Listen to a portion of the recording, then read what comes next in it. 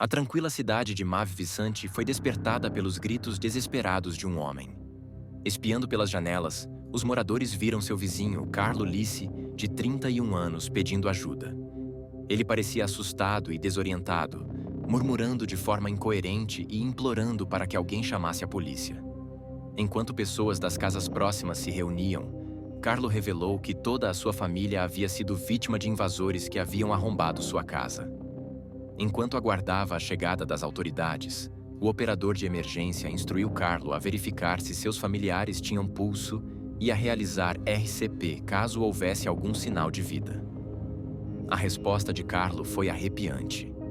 Ele gritou que não entraria novamente na casa nem tocaria nos corpos. Ele havia sobrevivido milagrosamente porque estava fora com amigos em um bar esportivo local, assistindo ao jogo de futebol entre Itália e Inglaterra, e mencionou que tudo parecia normal quando saiu de casa naquela noite.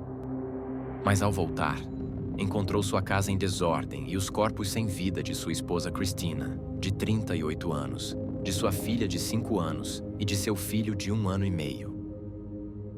Queridos espectadores, por favor, não se esqueçam de curtir, deixar um comentário abaixo do vídeo e se inscrever no canal para não perder os novos vídeos. Isso é muito importante para nós. Cristina Lissi, nascida Cristina Omas, veio ao mundo em 17 de setembro de 1975, na pequena cidade de Pavia, no norte da Itália, tornando-se a filha mais velha de sua família. Desde muito jovem, demonstrava uma natureza determinada, independente e altamente ambiciosa, sempre seguindo seu próprio caminho. Possuía qualidades de liderança e estava constantemente empenhada em se destacar em tudo o que fazia, fosse nos estudos, nas apresentações no clube de teatro ou em qualquer atividade do dia a dia. Cristina sempre teve um grande círculo de amigos, graças às suas excelentes habilidades organizacionais e à capacidade de liderar. Após concluir o ensino médio, foi aceita em uma universidade de prestígio em Milão e logo saiu da casa dos pais para iniciar uma vida independente. Apesar disso, mantinha uma relação próxima com a família, mantendo contato constante, e seus pais sabiam que sempre poderiam contar com a filha mais velha.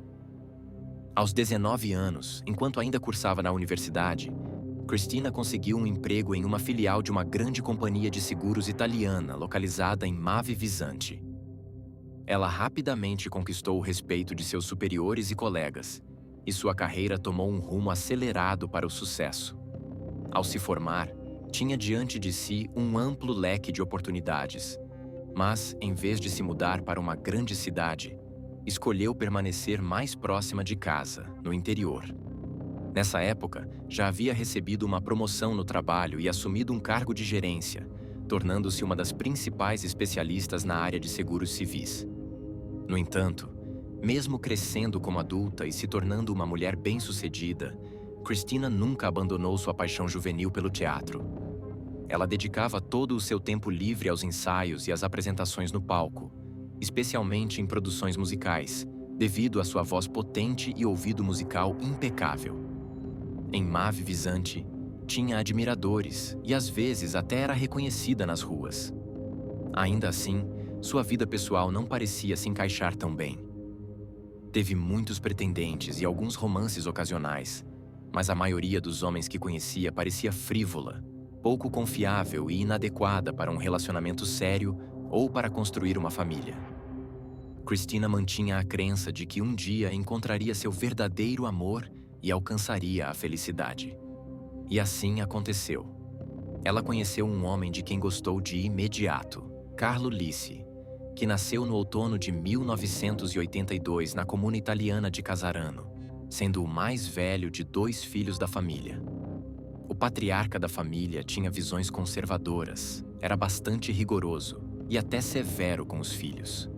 O irmão mais novo de Carlo rapidamente se tornou o queridinho dos pais, constantemente mimado e protegido, enquanto exigiam do primogênito obediência inquestionável, desempenho escolar exemplar e grandes conquistas. Desde a infância, Carlo se esforçava para atender às expectativas dos pais, sempre agindo conforme as instruções. Ele se destacava nos estudos, praticava vôlei, um esporte escolhido por seu pai, apesar da paixão de Carlo pelo futebol. E nunca discutia com o pai, que frequentemente afirmava que sua casa funcionava apenas sob suas regras. Era fácil irritar ou enfurecer o pai, que se tornava assustador quando zangado. Então Carlo se empenhava para nunca contrariá-lo, sempre observando com inveja o tratamento mais afetuoso que seus pais davam ao irmão mais novo. Na adolescência, Carlo tornou-se nervoso e introvertido, sonhando em fazer algo por conta própria, mas temendo a ira do pai. Seus medos, conflitos internos e inseguranças afetavam suas relações com os colegas. Carlo tinha quase nenhum amigo na escola, onde era visto como um nerd desinteressante, frequentemente alvo de bullying sem conseguir se defender, pois seu pai havia destruído sua autoestima e sufocado qualquer desejo de se impor. Com o tempo, Carlo aprendeu a se adaptar e se misturar. Evitava conflitos, tentava se camuflar na multidão e era superficialmente educado e simpático até mesmo com aqueles que desprezava. Parecia que Carlo havia perdido suas próprias emoções ou talvez nunca as tivesse tido. Rindo ou chorando com os outros, suas respostas emocionais sempre eram superficiais, pois ele nunca sentia verdadeiramente aquelas emoções. Apesar de sua criação conturbada, após terminar o ensino médio, Carlo ingressou na Faculdade de Economia de uma universidade prestigiada. Essa escolha, como tantas outras em sua vida, foi ditada por seu pai, que via a economia como uma área respeitável e lucrativa. Carlo, no entanto, não tinha interesse em números ou finanças. Nunca foi consultado sobre suas preferências, nem ousava contestar a decisão do pai. Com o tempo, acostumou-se a agir contra seus próprios interesses, priorizando a obediência em detrimento da própria felicidade. Fisicamente, Carlo era notavelmente atraente, uma característica que não passava despercebida por quem o cercava. Anos de esportes e treinos regulares lhe deram um porte atlético, enquanto seu sorriso encantador e aparência bem cuidada aumentavam seu charme. Essa boa aparência, somada a uma carisma superficial, atraía pessoas para perto dele, embora poucos conseguissem enxergar além da aparência. Sua beleza o levou a desenvolver um senso de superioridade, alimentando um amor próprio excessivo e o que alguns mais tarde descreveriam como narcisismo clínico. Quando Carlo conheceu Cristina, suas personalidades contrastantes criaram uma conexão imediata.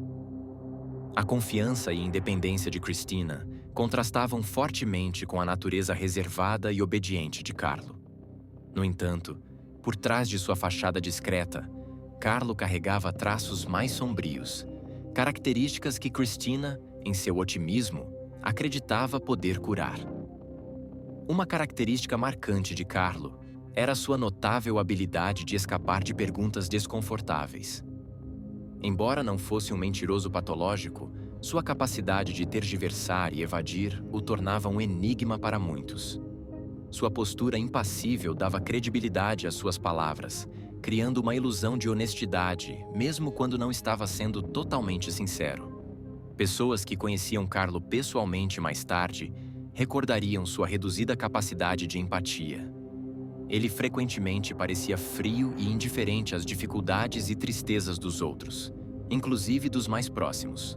Suas reações às situações emocionais eram superficiais, no máximo, sugerindo uma incapacidade ou falta de vontade de se conectar em um nível mais profundo. Carlo iniciava facilmente casos amorosos com mulheres, usando sua aparência e charme a seu favor.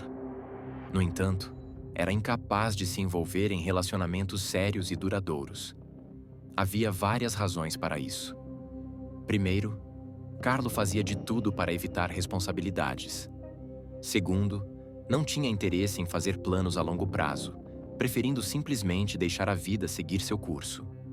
Terceiro, sua superficialidade emocional e falta de apego real logo se tornavam evidentes para suas parceiras, que muitas vezes escolhiam terminar o relacionamento.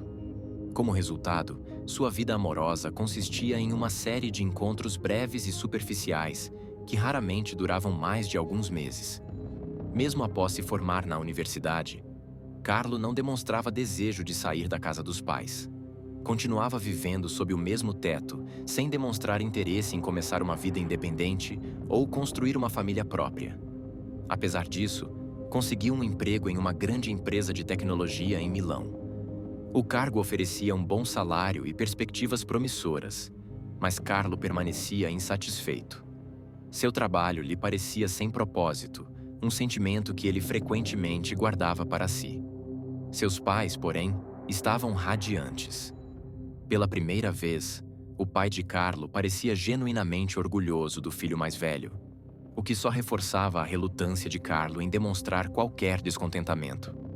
Ansioso para evitar conflitos ou críticas, ele se concentrava em atender às expectativas dos pais, independentemente do custo para seus próprios sonhos. Mas conquistas profissionais não eram suficientes para os pais de Carlo. Eles começaram a pressioná-lo a casar e dar-lhes netos. Cientes de seus inúmeros casos passageiros e de sua incapacidade de manter um relacionamento sério, essas conversas frequentemente resultavam em discussões em casa. Carlo, sempre avesso a confrontos, assegurava que encontraria uma esposa e formaria uma família em breve. Essa promessa, porém, não passava de uma maneira de desviar as cobranças e ganhar tempo. A vida de Carlo tomou um rumo dramático quando ele viu Christina Omas pela primeira vez durante uma apresentação em uma peça musical. Seu carisma poderoso e talento vocal impressionante o cativaram instantaneamente. Pela primeira vez em anos, Carlo sentiu algo próximo à admiração, embora não tivesse coragem de abordá-la após o espetáculo. O destino, no entanto, tinha outros planos. Algumas semanas depois, amigos em comum os apresentaram, dando início a um romance avassalador. Na época em que se conheceram, Carlo tinha apenas 23 anos, enquanto Christina já tinha 30. A diferença de idade significativa não parecia importar, pois eles rapidamente desenvolveram uma forte conexão.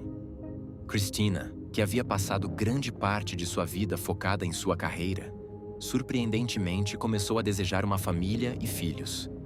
Carlo, com sua boa aparência, orientação profissional e inteligência, parecia o parceiro perfeito. Ela via sua hesitação, dependência, egoísmo perceptível e frieza emocional como desafios que poderia ajudá-lo a superar. Tomando a iniciativa no relacionamento, Christina se tornou a força motriz por trás de seus planos, enquanto Carlo obedientemente seguia sua liderança. O relacionamento evoluiu rapidamente e, em poucos meses, Christina apresentou Carlo à sua família. No entanto, seus pais não ficaram impressionados. Eles viam Carlo como frívolo e imaturo, com a mãe de Christina descrevendo-o como um menino no corpo de um homem. Ela acreditava que sua filha merecia um parceiro mais emocionalmente maduro e confiável, alguém capaz de oferecer verdadeiro apoio. Christina, porém, discordava. Fiel à sua natureza, seguiu seu coração, convencida de que Carlo era o homem certo para ela. Por outro lado, os pais de Carlo ficaram encantados com a escolha do filho. Christina era vista como uma mulher responsável, realizada e autossuficiente, capaz de compensar as deficiências de Carlo. Até mesmo o pai de Carlo, conhecido por ser difícil de agradar, aprovou o relacionamento. Essa validação convenceu ainda mais Carlo de que havia tomado a decisão certa, mesmo que não compreendesse totalmente o que isso significava. Cerca de 1 ano após o primeiro encontro, o jovem casal passou a morar junto e começou a planejar ativamente o casamento. Carlo era quieto e obediente, sempre ouvindo sua noiva, nunca a contradizendo e evitando cuidadosamente conflitos domésticos. Christina tomava todas as decisões, enquanto Carlo silenciosamente as apoiava. Esse arranjo era perfeito para ela. Christina estava confiante de que uma vida longa e feliz os aguardava.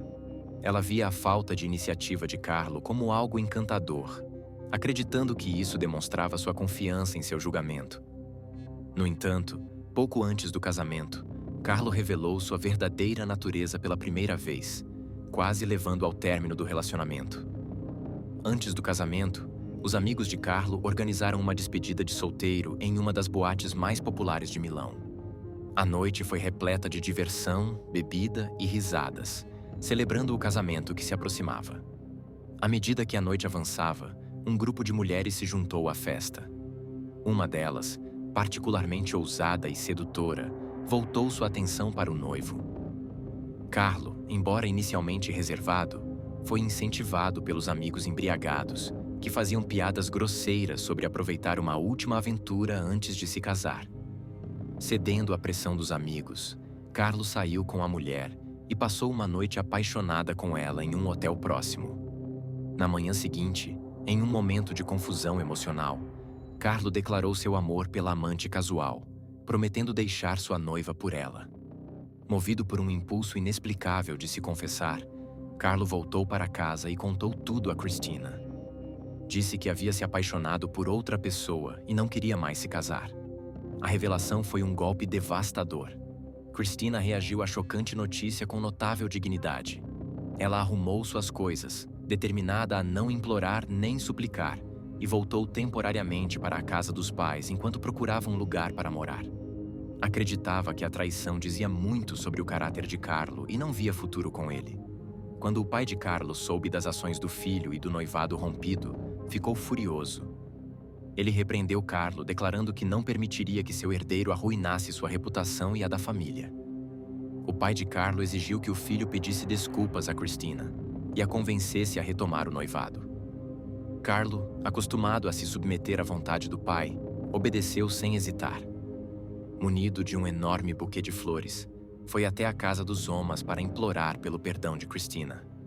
Os pais de Cristina, que já desaprovavam Carlo, foram totalmente contra a reconciliação. Eles viam seu comportamento como prova de sua imaturidade e egoísmo. No entanto, Cristina tomou a decisão final. Após muita reflexão, escolheu perdoar Carlo, convencida de que todos merecem uma segunda chance. O casamento aconteceu conforme o planejado, e o casal usou o dinheiro recebido de parentes para comprar sua própria casa em Mave Visante. Por um tempo, a vida de casados parecia feliz. Ambos tinham cargos de alto nível com salários substanciais, o que lhes permitia desfrutar não apenas do necessário, mas também de luxos como viagens e entretenimento. Em 2009, deram as boas-vindas ao primeiro filho, uma menina chamada Júlia. 4 anos depois, em 2013, Cristina deu à luz um menino, Gabriel. Para o mundo exterior, os Lissi pareciam o retrato de uma família feliz. Passavam a imagem de amor e harmonia, com Carlo desempenhando o papel de marido e pai dedicado. Cristina parecia realizada, confiante de que haviam superado os desafios do passado. Mas por trás dessa fachada, Carlo levava uma vida dupla. Em casa, ele era o perfeito homem de família, passando tempo com a esposa e os filhos e mantendo cuidadosamente uma imagem de estabilidade. No entanto, em Milão, onde ia todos os dias para trabalhar, Carlo se transformava em outra pessoa. Frequentemente envolvia-se em casos passageiros e encontros casuais, conhecendo mulheres em cafés, shoppings ou até na rua. O homem bonito, bem vestido e com carro de luxo quase sempre recebia interesse em troca. Mas esses casos geralmente terminavam após alguns encontros. Carlo apreciava o controle e a dominação nesses relacionamentos de curto prazo, decidindo quando ver sua próxima conquista e quando deixá-la. Em casa, Cristina continuava a liderar o relacionamento. A obediência de Carlo mascarava sua insatisfação interna, que ele mantinha escondida da esposa. Justificava suas infidelidades como distrações inofensivas, convencendo-se de que suas ações não afetavam de verdade sua família. No entanto, os rumores sobre suas aventuras acabaram chegando até Cristina. Ela o confrontou várias vezes, mas Carlo negava veementemente as acusações, descartando-as como fofocas infundadas.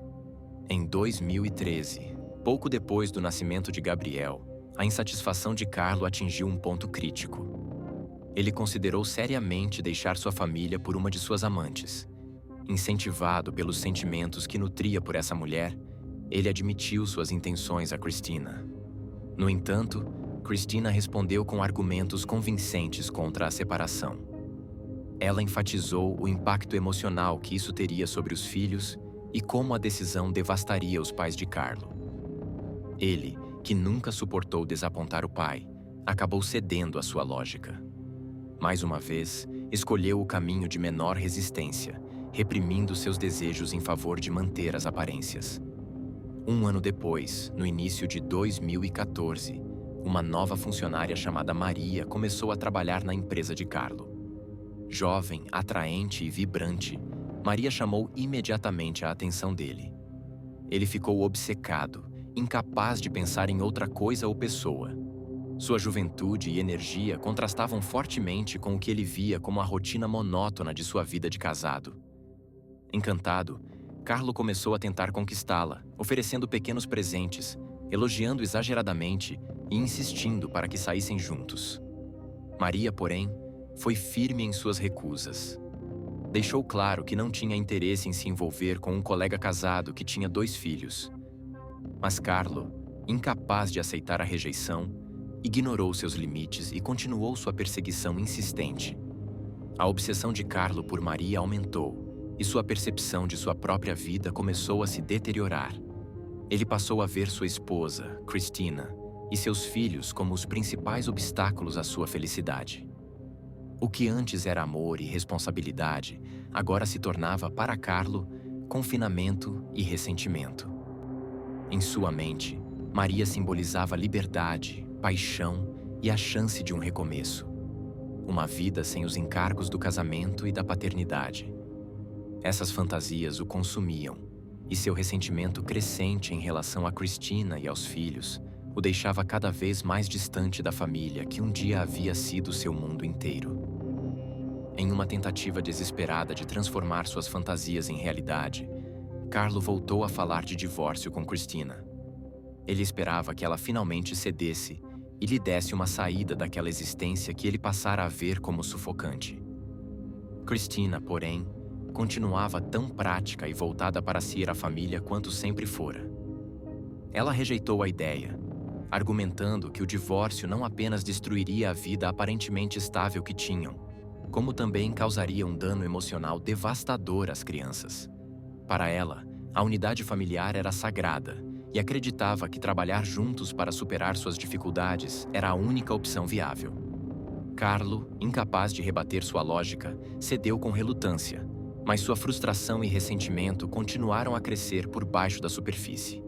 Incapaz de abrir mão de seu sonho de uma nova vida, Carlo começou a consultar advogados de divórcio em segredo. Seu objetivo era encontrar uma maneira de se separar de Cristina que lhe permitisse perseguir Maria sem perder tudo. As consultas jurídicas revelaram que a separação seria financeiramente desastrosa. Pela lei, metade de seus bens ficaria com Cristina, além de ele ter que pagar uma pensão considerável para Júlia e Gabriel. Para um homem já consumido por fantasias egoístas, esse peso financeiro era simplesmente inaceitável. Frustrado e sem disposição para abrir mão de seus planos, os pensamentos de Carlos se tornaram sombrios. Tarde da noite, enquanto Cristina e as crianças dormiam, ele começou a pesquisar maneiras de eliminar seu problema. Mergulhou em histórias criminais e fóruns em busca de inspiração. Um caso em particular chamou sua atenção. Um assalto à mão armada em Mavi Visante, onde os criminosos esfaquearam fatalmente o morador antes de fugir sem serem identificados. O crime permanecia sem solução, e Carlo começou a imaginar como poderia recriar esse cenário para resolver seu próprio dilema. Um plano monstruoso começou a se formar, no qual Cristina e as crianças seriam as vítimas, e Carlo sairia livre para começar uma nova vida. Sexta-feira, 13 de junho de 2014, começou como qualquer outro dia para a família Lissi. Carlo, que havia tirado o dia de folga do trabalho, decidiu deliberadamente passá-lo com a família. O dia foi preenchido com uma visita a um parque de diversões, compras em um shopping local e um delicioso jantar em um café popular da cidade. Carlo foi particularmente meticuloso ao planejar suas atividades, certificando-se de que fossem vistos por muitas pessoas, construindo cuidadosamente a imagem de uma família feliz e amorosa. Observadores notaram a alegria genuína e as interações harmoniosas que pareciam representar a felicidade familiar. Ao voltar para casa, a noite seguiu com normalidade, enquanto as crianças eram colocadas para dormir em seus quartos no segundo andar, descansando tranquilamente. Carlo e Cristina então foram para a sala, onde compartilharam um momento íntimo. Esse encontro foi uma manobra calculada por Carlo para criar uma fachada de intimidade consensual. Sua estratégia era astuta. Ele acreditava que ninguém suspeitaria de um homem que havia demonstrado tanto afeto e proximidade física com a esposa. Com o avançar da noite, Christina acreditava que Carlo estava se preparando para sair com os amigos para assistir a uma partida de futebol, algo comum e esperado. Ela se acomodou na sala para assistir televisão, completamente alheia ao terror que estava prestes a destruir sua sensação de segurança e confiança. Segundo investigadores que posteriormente analisaram os detalhes do caso, Carlo não saiu de casa como Christina imaginava. Em vez disso, foi silenciosamente até a cozinha e pegou uma grande faca. Com passos calculados, aproximou-se por trás de Christina e a esfaqueou na lateral do pescoço. Para sua surpresa, Christina não sucumbiu imediatamente. Ela soltou um grito e tentou fugir, sem saber inicialmente quem a estava atacando. Quando se virou e viu Carlo com a faca na mão, sua expressão se transformou em uma mistura de incredulidade e terror. Christina lutou com todas as forças que tinha.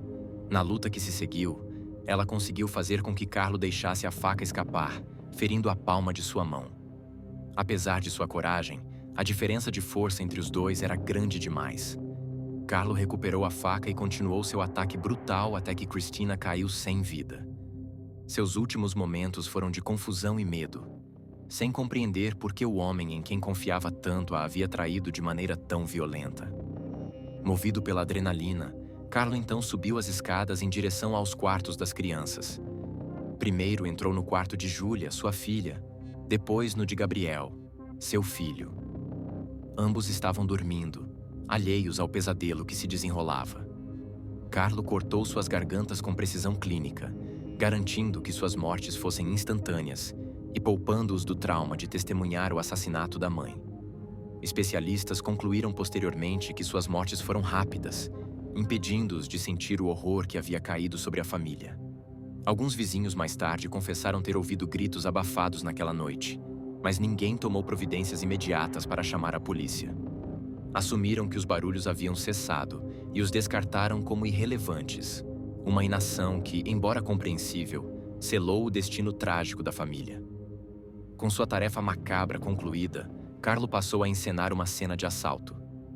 Espalhou objetos, moveu móveis e até tentou limpar suas impressões digitais da arma do crime. No entanto, seus esforços foram mal executados e incompletos. Ele conseguiu limpar algumas manchas de sangue do chão por onde havia passado, mas não percebeu os respingos minúsculos em suas roupas. Exausto, foi até um chuveiro pouco usado no porão para remover as evidências imediatas.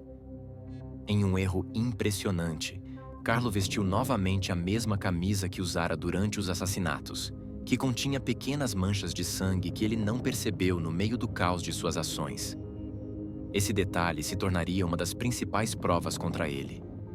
Em seguida, Carlo cuidou do corte em sua mão, um ferimento sofrido durante a luta com Christina, antes de trocar de roupa e vestir-se de forma impecável. Então saiu de casa e foi a um bar esportivo próximo para assistir a uma partida de futebol e beber uma cerveja com amigos. Para qualquer observador, Carlo parecia absolutamente normal. Ria, comemorava e participava de conversas casuais, misturando-se perfeitamente à multidão animada. Seus amigos, que mais tarde foram chamados para depor no tribunal, ficaram chocados ao saber do crime horrível que ele havia cometido poucas horas antes.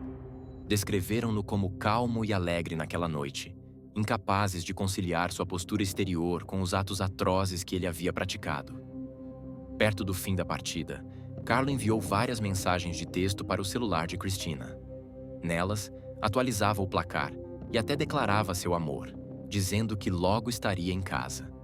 Essas mensagens faziam parte de seu álibi cuidadosamente elaborado, destinado a reforçar a ilusão de que havia passado a noite no bar, sem saber da tragédia em sua casa. Carlo voltou para casa por volta das 3 horas da manhã e encenou uma descoberta dramática da cena do crime. Correndo para a rua, começou a gritar alto, seus berros cortando o silêncio da madrugada. A comoção rapidamente atraiu a atenção dos vizinhos, muitos dos quais acordaram e correram para fora para investigar. Alarmados, os vizinhos chamaram a polícia e os serviços de emergência. Enquanto esperava a chegada das autoridades, o operador de emergência instruiu Carlo a verificar se seus familiares tinham pulso e a realizar RCP caso houvesse sinais de vida. A resposta de Carlo foi arrepiante. Ele gritou que não entraria novamente na casa nem tocaria nos corpos. Sua reação, embora talvez atribuída ao choque, soou estranha para muitos. Ainda mais perturbador foi o fato de ele se referir à família como corpos, antes mesmo de alguém ter confirmado oficialmente as mortes. Quando a polícia e os paramédicos chegaram e declararam oficialmente Christina e as crianças mortas, o comportamento de Carlo levantou ainda mais suspeitas. Ele mal reagiu à devastadora notícia, seu rosto uma máscara de indiferença. Suas tentativas de fingir luto foram pouco convincentes. Ele contorcia o rosto como se estivesse tentando chorar, mas seus olhos permaneciam secos e sua postura estranhamente distante. Quando questionado sobre os acontecimentos daquela noite, Carlo teve dificuldade em apresentar uma linha do tempo coerente. Suas declarações estavam cheias de contradições, e ele parecia incapaz de lembrar até mesmo detalhes básicos sobre seus movimentos. Para aumentar as suspeitas, Carlo confessou ter gravado a descoberta da cena do crime em seu celular. Ele afirmou que o vídeo serviria como prova incontestável de sua inocência, capturando sua reação genuína ao encontrar os corpos de sua família. No entanto, essa estratégia mal concebida teve um efeito desastroso. O vídeo, que Carlo havia esquecido de parar de gravar, contradizia seu testemunho em vários pontos cruciais. As imagens mostravam claramente que ele não se aproximou do corpo de Christina para verificar o pulso, nem subiu as escadas para ver o estado das crianças. Em vez disso, fugiu imediatamente da cena, correndo para fora em uma exibição exagerada de pânico que parecia mais teatral do que real. A alegação inicial de Carlo de que os assassinatos foram resultado de um assalto foi rapidamente descartada durante as fases preliminares da investigação. Uma análise forense detalhada da cena do crime revelou que não havia sinais de arrombamento. Todas as portas e janelas estavam intactas, indicando que o autor do crime teve acesso irrestrito à casa. Além disso, nada de valor parecia estar faltando. A caixa de joias de Christina, dinheiro e outros objetos de valor permaneceram intocados, e a desordem na casa parecia ter sido criada artificialmente. Os objetos estavam caídos ou fora do lugar, de forma que sugeria não haver uma busca real por bens. Talvez o mais condenatório de tudo fosse a ausência de qualquer motivo plausível para invasores matarem as crianças, que dormiam tranquilamente em seus quartos no momento do ataque. À medida que as provas se acumulavam, o caso foi rapidamente reclassificado de um possível assalto para um homicídio premeditado, com Carlo emergindo como o principal suspeito. Suas declarações inconsistentes e contraditórias pouco ajudaram em sua defesa. Quando questionado sobre o corte fresco em sua palma, Carlo deu uma explicação frágil, alegando que havia se ferido ao sair correndo da casa. No entanto, a análise forense de suas roupas revelou pequenos respingos de sangue na parte de trás de sua camisa. Um padrão consistente com o movimento da faca durante o ataque, e impossível de conciliar com sua versão de que havia apenas fugido. O vídeo que Carlo entregou às autoridades enfraqueceu ainda mais sua defesa, mostrando que ele jamais tentou verificar sinais de vida, contrariando diretamente sua alegação de que havia encontrado a família já morta. Apesar das provas esmagadoras, Carlo insistiu que havia encontrado sua família sem vida e tinha certeza de que haviam sido mortos com uma faca. Os investigadores também encontraram um pano ensanguentado no lixo, que Carlo usou para se limpar após os assassinatos. Isso, somado às manchas de sangue em sua roupa íntima e às inconsistências na encenação da cena do crime, selou seu destino. Após sua prisão, as tentativas de Carlo de simular luto cessaram completamente.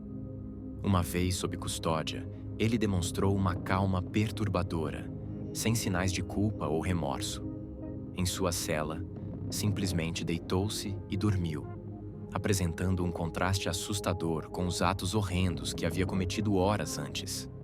A indiferença de Carlo se estendeu aos interrogatórios, nos quais ele manteve firmemente sua inocência, apesar das provas esmagadoras contra ele. Investigadores observaram sua falta de emoção ao falar da esposa e dos filhos, descrevendo-o como frio e distante. Uma reconstrução meticulosa do histórico de pesquisas de Carlo, obtida a partir dos dados de seu laptop apreendido, forneceu aos investigadores uma linha do tempo perturbadora de sua descida ao planejamento dos assassinatos da própria família. As buscas incluíam pesquisas sobre venenos indetectáveis, anatomia detalhada de ferimentos fatais e relatos aprofundados de outros crimes violentos. Cada pesquisa, cada clique, revelava mais de sua intenção maliciosa, eliminando qualquer dúvida de que os assassinatos foram premeditados. Apesar das provas claras de planejamento, o motivo por trás das ações de Carlo continuava sendo um mistério perturbador que intrigava investigadores e a comunidade. Com o peso das evidências irrefutáveis sobre ele, Carlo acabou abandonando sua fachada de inocência. Reconhecendo a futilidade de negar, começou a confessar. Sua explicação calma, quase clínica, de como havia assassinado seus entes queridos chocou a todos na sala. Carlo descreveu cada passo do crime sem demonstrar emoção, narrando os atos como se fossem eventos rotineiros. No entanto, foi sua justificativa, seu motivo, que horrorizou ainda mais todos os presentes. Ele falou de uma distorcida sensação de controle e de uma crença equivocada de que estava agindo pelo bem de sua família, revelando um retrato perturbador de sua mente doentia. Ao explicar por que decidiu matar sua família, Carlo revelou que se sentia preso por suas obrigações. Para ele, o divórcio era uma opção inaceitável. Acreditava que o fim do casamento significaria dividir os bens adquiridos em conjunto, incluindo a casa, os carros e a conta bancária da família. Tal perda era intolerável para ele. Além disso, Carlo via os filhos como fardos, citando a pensão alimentícia que teria de pagar como outro obstáculo insuperável para a felicidade que imaginava ao lado de Maria. Ele não via sua família como pessoas que amava ou se importava, mas como responsabilidades a serem eliminadas.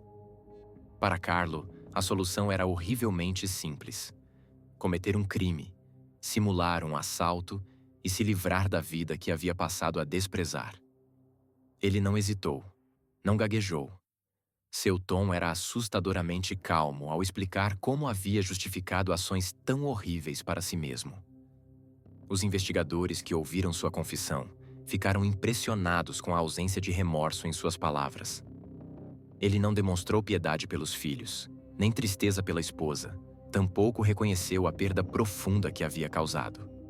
Psiquiatras que examinaram Carlo concluíram que ele era um psicopata, um homem totalmente desprovido de empatia. No entanto, também determinaram que ele estava são no momento do crime. A avaliação psiquiátrica confirmou que Carlo tinha plena consciência de seus atos e entendia as consequências do que fazia.